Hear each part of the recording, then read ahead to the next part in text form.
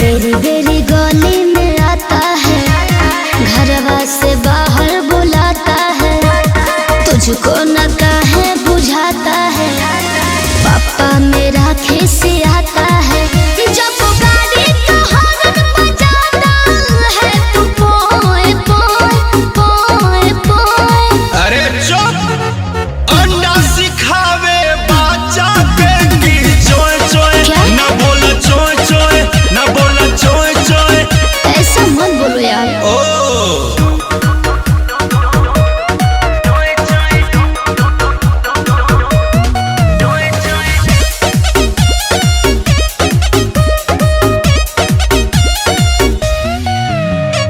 ऐसे ही करती हो हरदम बहाना, आता हूँ मिलने तो करती हो माना, अब ना चलेगा तेरा मन मानी, राती में घुसूंगा छत वाली पानी।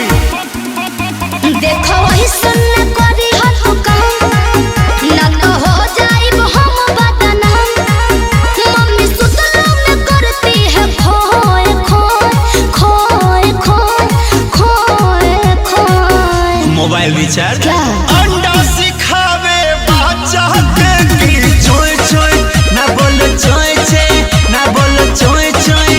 हमारा बात तुमको झूठा लगता है, जब उठाओगे तो मालूम चलेगा। कौन के माई दूध पियो ले बिया रे? म्यूजिक बाय रविराज देवा।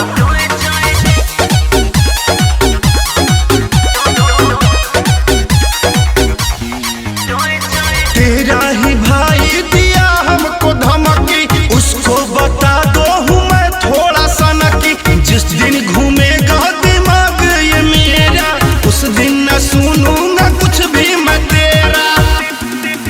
तो धीरे धरो पंकज पिया, जान देखो सच तोहरे बिया, दिल के घंटी बजाव जनी टोय टोय टोय टोय, अरे टोय टोय। हम किसके दुआरी जाएं? हंडा सिखावे बच्चा के की चोय चोय, ना बोलो चोय चोय, ना बोलो चोय चोय चोय चोय। अच्छा बाबा आती हूँ। थोड़ा जल्दी, मूवी चलना है।